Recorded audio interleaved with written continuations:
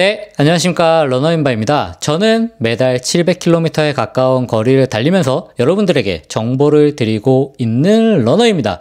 제가 바로 영상 처음에 나왔던 것처럼 오늘은 트레드밀에 대한 이야기를 드려보고자 합니다. 많은 분들이 트레드밀을 뛸 때 그저 쉬운 러닝으로 생각하시는 분들도 많고 혹은 지루한 달리기다 라고 생각하시는 분들도 많을 텐데요.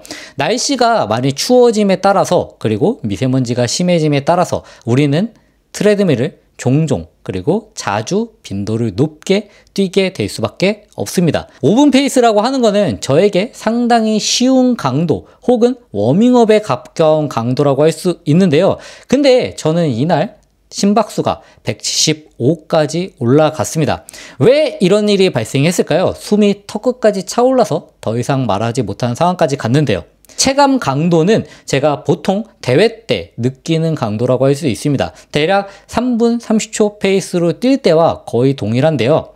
러닝 커뮤니티에서 혹은 다양한 분들이 늘 하는 이야기, 트레드밀은 실외보다 쉽다. 혹은 경사도 1%를 주면은 실외와 비슷하다. 트레드밀로는 강도가 높은 훈련을 하기가 힘들다. 오늘 이 이야기에 대해서 제가 단순한 실험 하나를 준비해 봤습니다. 그리고 결론은 이렇습니다. 트레드밀은 활용 방식에 따라서 오히려 실외보다 훨씬 강하고 그리고 더 정확하게 고강도의 훈련이 가능하다는 점입니다.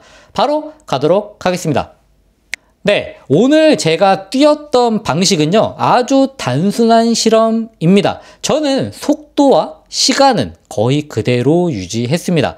변하는 건 단 하나, 트레드밀의 경사도를 바꿨는데요. 제가 영상을 보니까, 제가 뛰었을 때 느꼈던 경사도에 비해서 봤을 때의 경사도는 그렇게 세지 않다고 느껴졌습니다. 하지만 우리가 자동차 사용하는 평지 0% 그리고 높여서 5%, 그 다음에 마지막으로 7.5%의 경사도를 사용했습니다. 속도는 저의 워밍업 수준인 5분 페이스로 고정했습니다. 트레드밀에서는 12로 설정하면 됩니다. 이 속도에서 경사만 병화시켰을 때 여러분의 몸이 그리고 심박이 어떤 반응을 보이는지 지금 함께 가보도록 하겠습니다. 모든 구간은 저는 실제로 5분씩 했습니다. 영상에서는 각 구간을 데이터와 함께 짧게 편집해서 보여드리지만 각각의 구간은 모두 5분 정도 유지했습니다. 전 구간에서 장소, 시간대, 신발, 트레드밀 이런 조건은 최대한 동일하게 맞췄고요. 실외와 비교하기 위해서 심박수를 체크했습니다. 심박수는 따로 팔뚝에 심박계를 착용했습니다. 물론 두 개가 같은 방식이긴 하지만 상대적으로 손목에 차는 거에 비해서 팔뚝형 심박계가 저는 조금 더 오차가 발생하지 않기 때문에 팔뚝형 심박계를 착용했습니다. 그리고 제가 느끼는 체감 강도, 자각 강도를 한번 얘기 드려보자. 먼저 경사 0%일 때입니다. 5분 페이스의 편안한 호흡, 보폭도 넉넉하게 충분히 여유있게 뛰는 모습을 보여주고 있습니다. 심박은 130 내외에서 안정적으로 유지가 되는데요. 저는 보통 이 페이스로 뛸 때, 실외에서 뛸 때 135 정도까지도 잘 올라가지 않는 편입니다. 그치만 실내라는 상황을 고려했을 때 130 정도 언저리가 유지된다면은 이 트레드밀의 강도는 정확하다고 할 수 있습니다. 이 정도면은 이야기하면서 뛰기에 딱 좋은 느낌이라고 생각 듭니다. 이 구간은 기준값을 만드는 구간이면서 평소에 지속주를 실시할 때 적당한 페이스라고 생각합니다. 다음 5분이 지나서 이제 경사 5%를 놓고 뛰기 시작했습니다. 많은 러너들이 실외보다 조금 더 힘들다고 생각하는 경사입니다. 저 같은 경우에도 언덕 인터벌을 할 때 5% 정도의 이런 경사도를 선호하는 편입니다.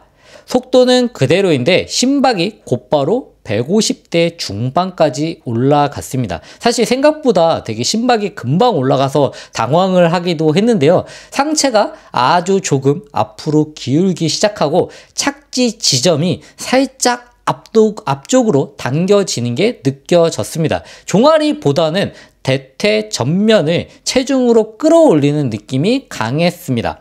이 경사에서 이미 제 인지 강도는 2에서 3 정도 올라간 느낌이 들었습니다. 숨이 편안한 대화에서 짧은 문장 정도로 바뀌는 지점이 제가 느끼기에는 5%의 이 경사도였습니다. 아마 이거를 제 평소 심박과 비교를 하자면 4분 페이스 정도일 겁니다. 혹은 4분 15초 정도라고 생각이 들었습니다. 중요한 거는 이 변화가 속도를 단 하나도 건드리지 않았는데 단순히 경사도를 변경하는 것만으로도 일어난다는 점입니다. 야외에서 4분 30초 혹은 4분 15초 혹은 4분대로 뛸 때의 심박 반응과 거의 동일했고 제가 느끼기에는 아마도 4분 정도 페이스에 가깝지 않았을까라고 생각합니다. 그리고 다음으로 넘어가서 이제 원래 계획은 경사 10%였는데 제가 10%를 올리지 못하고 경사도 7.5%로 진행한 구간입니다.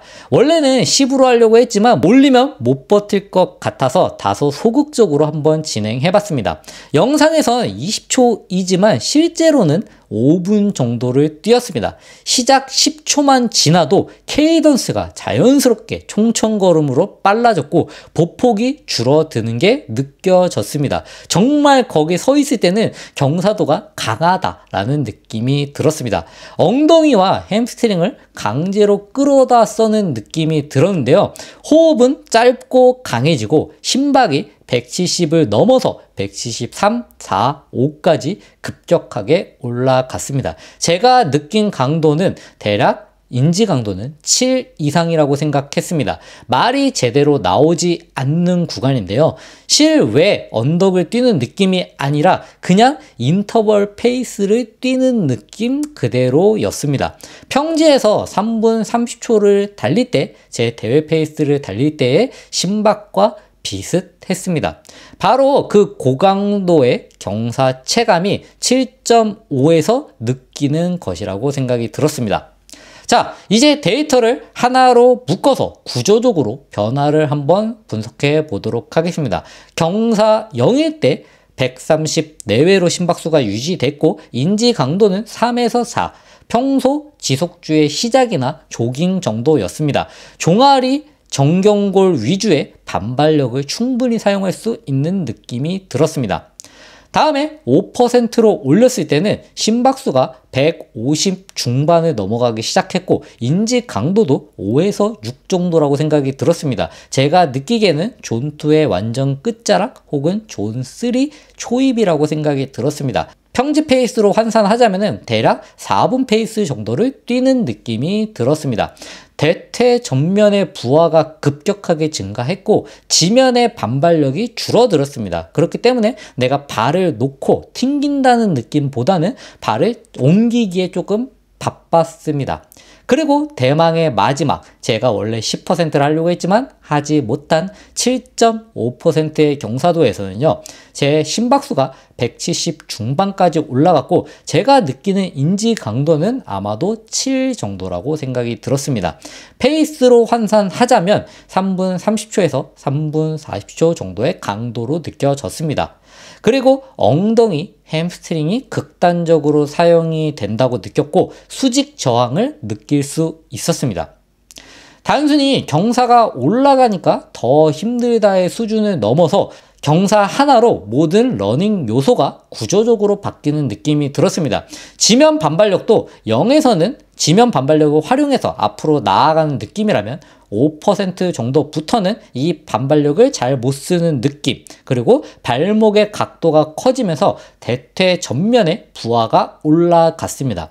그리고 근육 사용의 비중도요, 10%까지는 안 했지만 7.5%에서도 엉덩이와 햄스트링 사용의 비중이 확 올라가고 수평 운동에서 수직 저항 운동으로 패턴이 바뀌는 느낌이 들었습니다.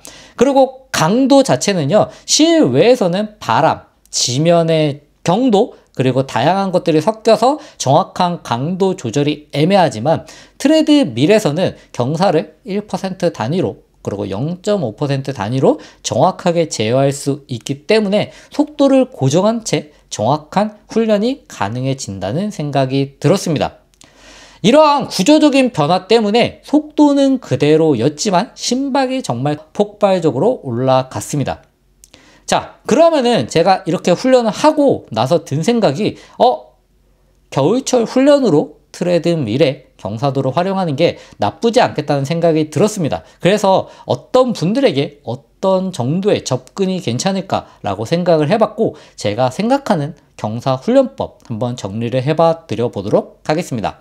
첫 번째, 초보자 위주입니다. 이런 분들 같은 경우에는 근지구력의 강화가 목표가 되어야 되는데요. 그렇기 때문에 경사도는 3에서 높아봤자 5 정도를 놓고 30초 정도 뛰고 30초 정도 쉬면서 걷는 방식입니다.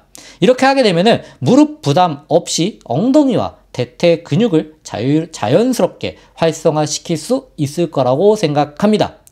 이제 기록적인 목표가 있으신 분들, 중급자들을 위한 제가 추천드리는 훈련 방법은요, 제가 뛰어보니까 5% 정도의 경사가 대략적으로 제가 느끼기에 조금 빠른 지속주를 뛸 때의 느낌과 비슷했습니다. 그래서 1분 반복 인터벌을 추천드립니다. 실외에서 언덕을 찾기 어렵거나 기온이 안 맞을 때 VO2 max 정도의 강도를 유지하는 아주 효과적인 방법이 될 거라고 생각합니다. 그래서 5% 정도의 경사를 뛰고, 그리고 속도는 자신에게 봐가면서 맞춰주시면 좋을 거라고 생각합니다.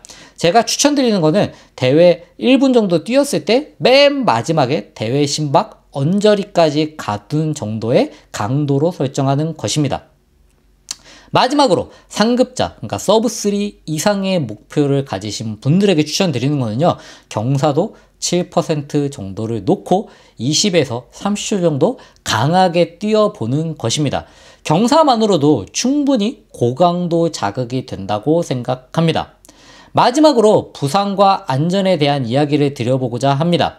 경사 훈련은 종아리와 아킬레스건에 평지보다 훨씬 더 많은 부하를 줄 수 있습니다. 따라서 갑자기 5, 7, 9 혹은 갑자기 9% 이렇게 들어가는 것은 절대 추천하지 않습니다. 그래서 3%, 5%, 8% 이렇게 단계적으로 올라가면서 그 착지하는 발목의 각도를 한 번씩 체크하는 게 저는 안전하게 훈련하는 방법이라고 생각합니다. 짧고 정확하게 사용해야 근육 피로도를 과하게 누적시키지 않고 언덕 훈련을 트레드밀에서 대신 이어갈 수 있다고 생각합니다. 마무리 드려보도록 하겠습니다. 오늘 제가 보여드린 거는 아주 단순합니다. 속도를 건드리지 않고 경사만 바꿨을 때 몸이 어떻게 반응하는지에 대한 실험입니다. 이렇게 뛰는 거에 따라서 러닝 폼도 완전히 바뀌었고 근육에 사용하는 구간도 달라졌다고 생각합니다. 결론은 하나입니다. 트레드밀은 결코 그냥 쉬운 러닝이 아닙니다. 활용하는 사람이 어떻게 사용하냐에 따라서 실외보다 더 높은 강도까지 정확하게 가져갈 수 있고, 그리고 안전하게 만들 수 있는 고강도 훈련 도구라고 생각합니다. 제가 오늘 이렇게 얘기 드린 걸 토대로 해서 한번 그 트레드밀, 정말 바깥 상황이 뛸 수 없을 때 한 번씩 트레드밀을 뛰시면서 강한 자극 한 번씩 주시면 좋을 것 같습니다. 이상 러너인바였고요. 제가 다음에 또 재밌는 이야기, 좋은 정보로 찾아와 보도록 하겠습니다.